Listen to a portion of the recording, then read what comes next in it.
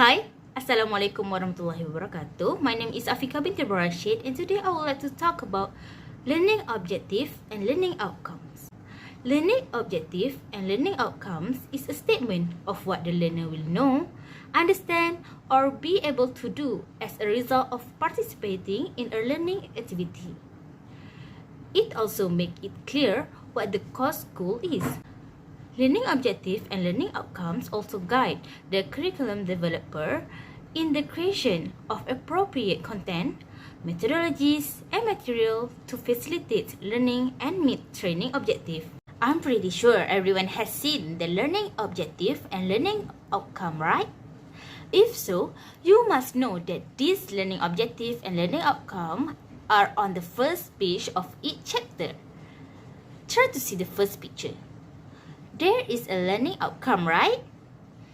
But in the second picture, where are the learning outcomes? There is no learning outcome. How to get this learning outcome? The answer is we can get it in the DSKP, Document Standard Curriculum dan Pentaksiran from KSSM. Each subject has its own DSKP according to Form 1 to Form 5. So, we can obtain the learning objective from here. How to create learning objective? We use ABCS component to create learning objective. A. Audience, which is participant. B. Behavior. Behavior states the specific behavior the participant is expected to perform after attending the lecture season. For example, list, explain, identify, describe, and so on. And it refers to Bloom taxonomy.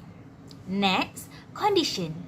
Condition the task must be performed. For example, by the end of the lecture. Last but not least, S. Standard. Standard the task must be performed. For example, how many? How fast? Let's take a look at the example of learning objective. Following this lecture, the participant will list correctly the 4 main blood groups in the human body. As we can see, following this lecture is the condition, participants is audience, list is behavior, correctly, standard, 4 standard. This learning objective consists of that 4 main components A, B, C, S. Did you get it? Now, let's create learning objective. Health issue related to the human circulatory system. 10.6.2 Pupils are able to communicate about cardiovascular disease. What's problem with this learning objective? We have audience, pupils, we have behavior. But again, we don't have condition and standard. So, how to improvise it? Correct.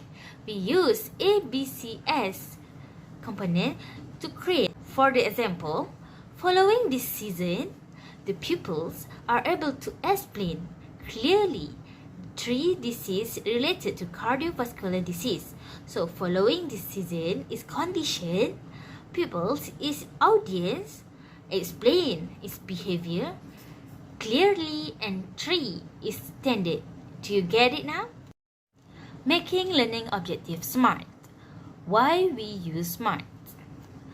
Use SMART as a checklist to help ensure that you have considered each item in formulating learning objective. So, in SMART we have SMART.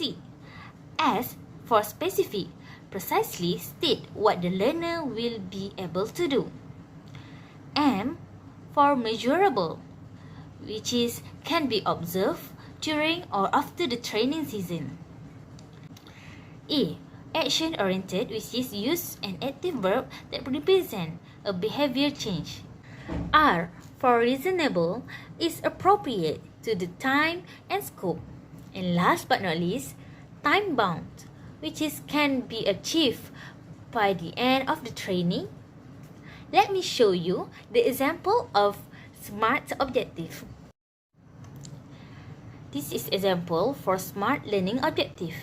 Following this season, participants will describe 3 issues that increase the health issues that are related to blood clothing. As we can see, following this season is a time-bound. Participants will describe its action-oriented. 3 issues is specific, measurable, and reasonable. Do you get it now? Our learning outcome followed taxonomy Bloom. What do you think? Let's check it out together. But before that, let's recall about taxonomy Bloom. Bloom's taxonomy is a classification system used to define and distinguish different levels of human cognition. It's very important to establish in pedagogical interchange so that teacher and student understand the purpose of that interchange. It also helps teacher in having an organized set of objectives and help teacher to plan and deliver appropriate instruction. So, there are 6 levels of Bloom taxonomy. The behavior from learning objective must follow by Bloom taxonomy from lowest level to the highest level. Or we can say from lowest order thinking skill lots to higher order thinking skill HOTS. Let's check it out together. Learning outcomes from the SKP is following the Bloom taxonomy or not. If we look at the behavior from learning outcome, which is compare and contrast, we can tell that compare and contrast can be categorized in level 4, which is analyzing. Next, if we look at the second learning outcome, which is describe, we can categorize it in level 2, which is understanding. Last but not least, justified, we can categorize it in level 5. This learning outcome from the SKP follow Bloom taxonomy? The answer is no. So, we need to improve our learning objective to get maximum impact from students.